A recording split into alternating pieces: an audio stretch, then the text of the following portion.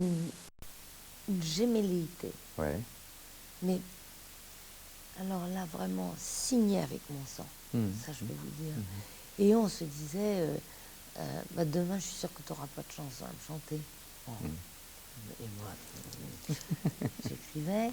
Mais, et puis, comme Michel était un visionnaire, et surtout le plus bel humaniste moderne, enfin que j'ai connu moi, il connaissait avant tout le monde ce qu'il fallait faire, et puis il me poussait beaucoup.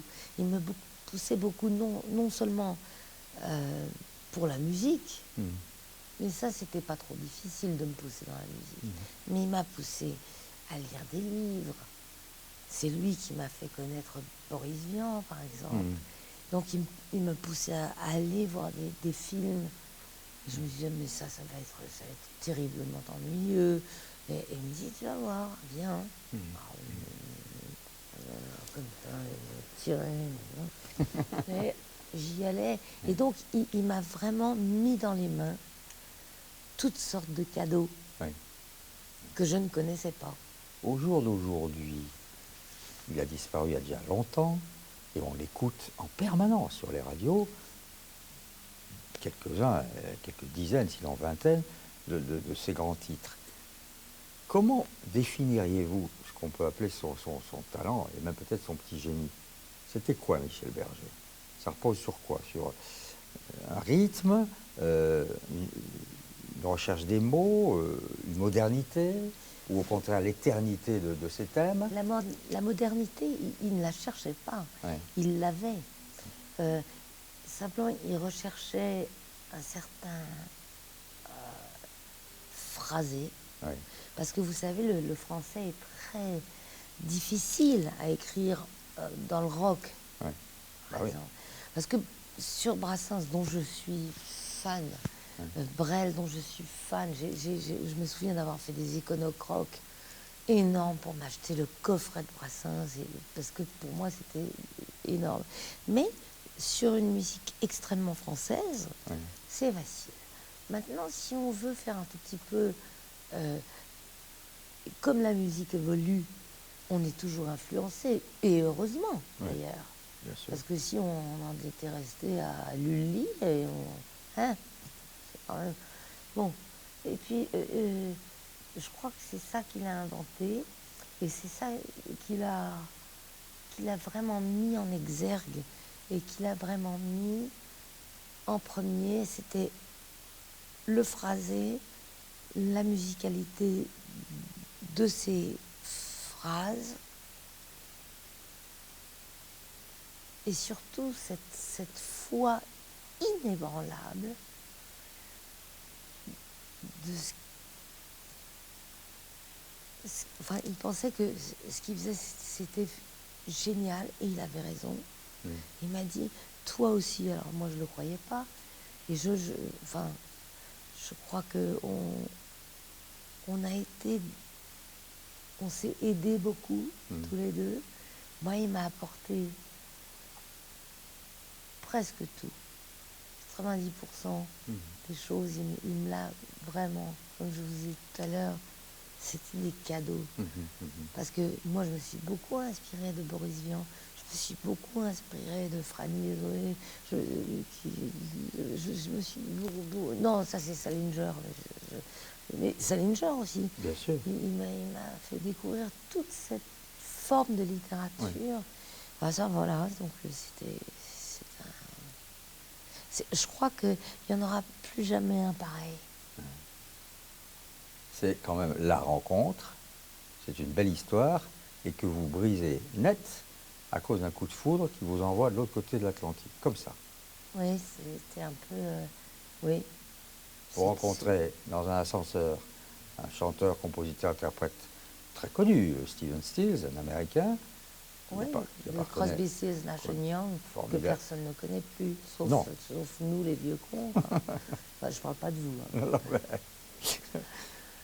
Et vous tombez amoureuse, c'est un coup de foudre, vous partez sans prévenir personne, certainement pas Michel Berger, ni votre mère, Pendant 2 jours, on se demande où vous êtes passé, on appelle la police, vous êtes déjà de l'autre côté de l'Atlantique. On appelle Interpol, on a appelé Interpol. Et c'est vrai que je suis partie comme ça sur un coup de tête. Et puis, pour moi, je savais bien ce que je laissais. Mais rien au monde n'aurait pu m'empêcher de faire ce que j'ai fait. C'est-à-dire, c'est quand il y a l'appel du large, il y a l'appel du large. Et moi, il faut que j'y aille. Voilà. C'est comme un ours avec un pot de miel. Il faut qu'il y aille. Même s'il sait qu'il détruit une maison entière. Et j'ai fait ça. Ce qui m'a apporté énormément de choses, ce qui m'a aussi, comment vous dire, dégoûté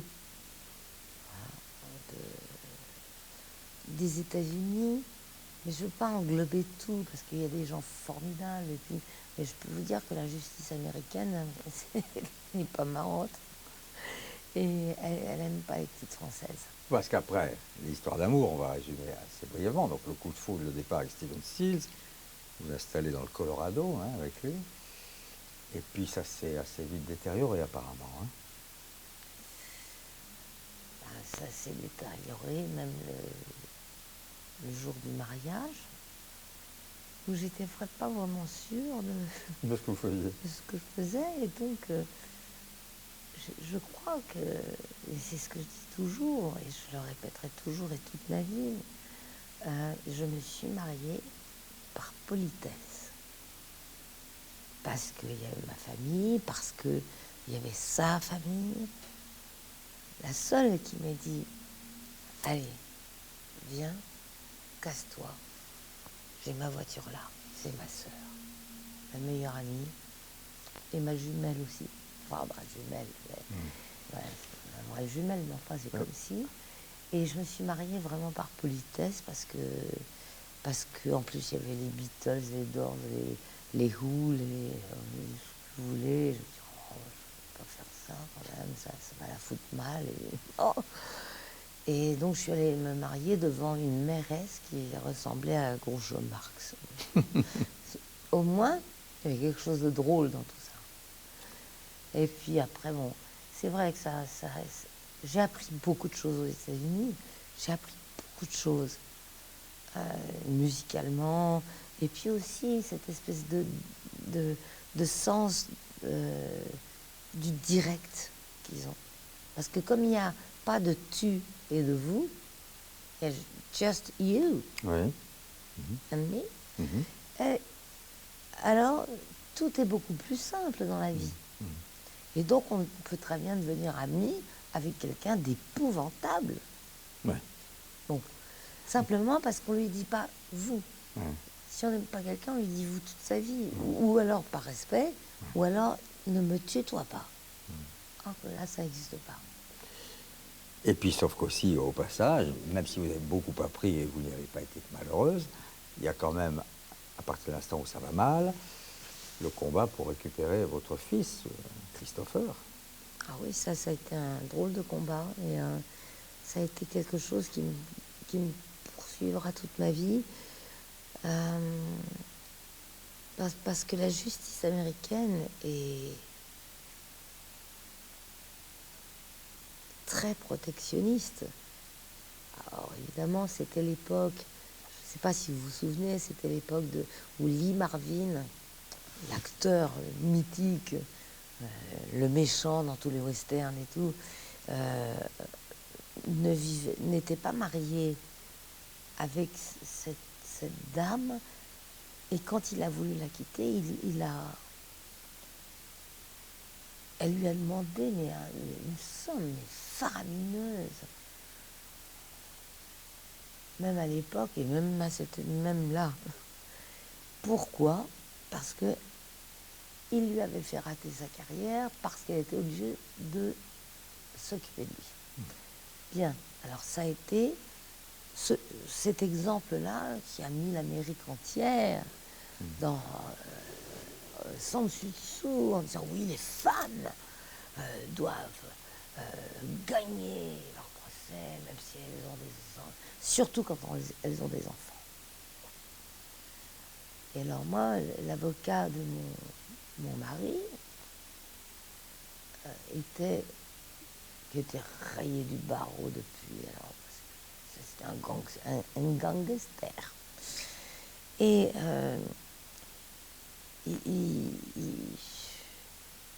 il avait payé des faux témoins en disant, des faux témoins qui étaient que mes amis, en disant que je faisais dormir mon fils dans les tiroirs.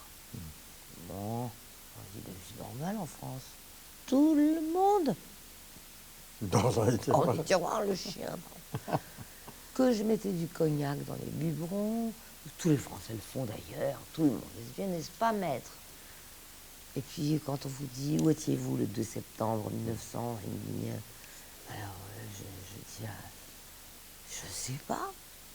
Vous voyez, elle ne le sait même pas. Enfin, c'était l'horreur. Ça a duré des années. Et j'ai été forcée, pardon, j'ai été forcée de ne pas quitter le territoire américain, des États-Unis. Toute seule, oui, mais pas avec mon fils. Pas avec l'enfant. Alors, j'ai commencé par perdre mon procès. Moi, j'avais des témoins vrais et puis qui disaient, bah oui, elle n'a pas d'argent.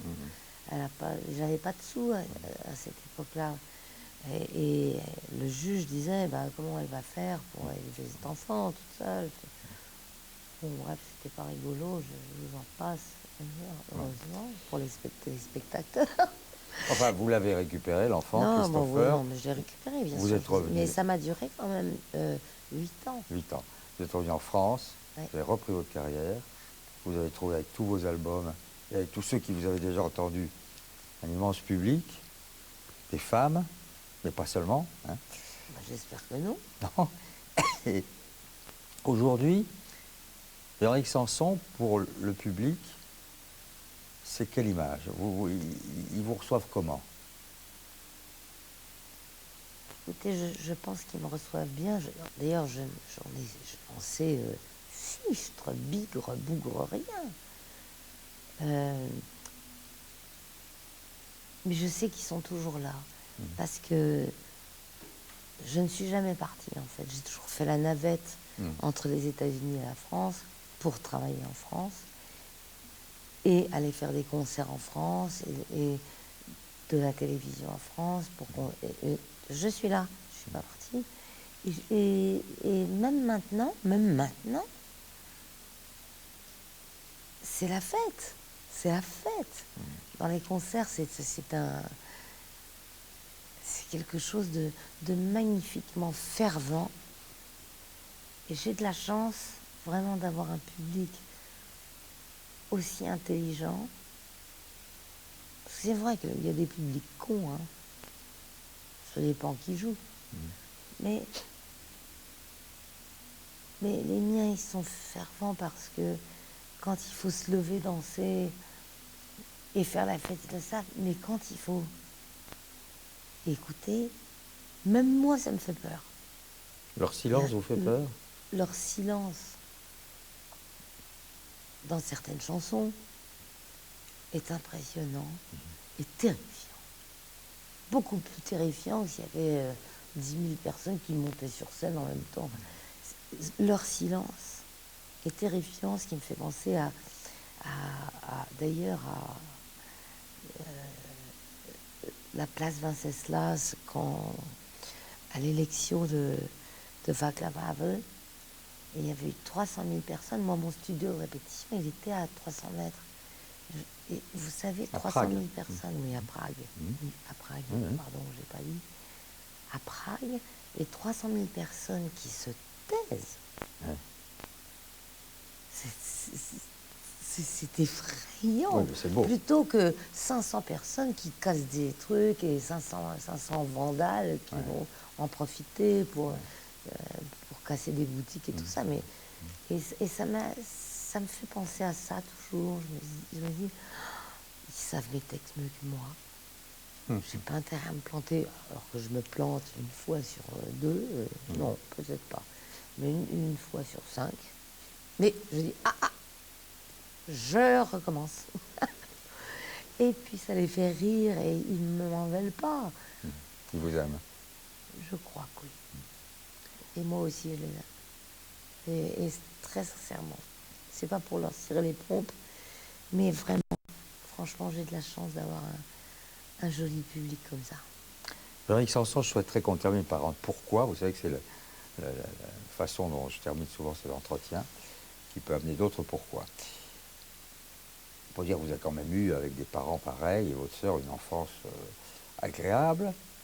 Vous avez abandonné Michel Berger, vous avez abandonné un mariage qui allait mal, et néanmoins vous dites, j'ai toujours eu peur d'être abandonné.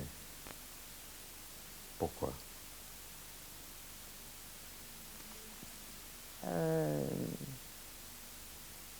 J'ai dit ça. Je l'ai lu. Oh, mais ça m'étonne pas, parce que à l'époque, je disais des conneries et monumentales. C'est même pas vrai en plus. Parce que pour moi, c'est inenvisageable. D'être abandonné? Oui, qu'on m'abandonne. Alors, que la vie nous sépare, mais tout simplement, est très bien. Mais jamais j'aurais été capable de dire casse-toi, je veux plus te voir. Jamais, par politesse. Mais Parce que je suis bien élevée quand même. vous aviez peur, vous aviez peur de l'être abandonné, non? Bon, on a toujours un peu peur de l'être, mais finalement, quand on se rend compte qu'on ne peut pas l'être, on a moins peur. Pourquoi on ne peut pas l'être? Parce qu'on n'abandonne pas quelqu'un comme moi. Et je vous jure que c'est sans prétention que je le dis, c'est par expérience. Merci beaucoup. Merci à vous.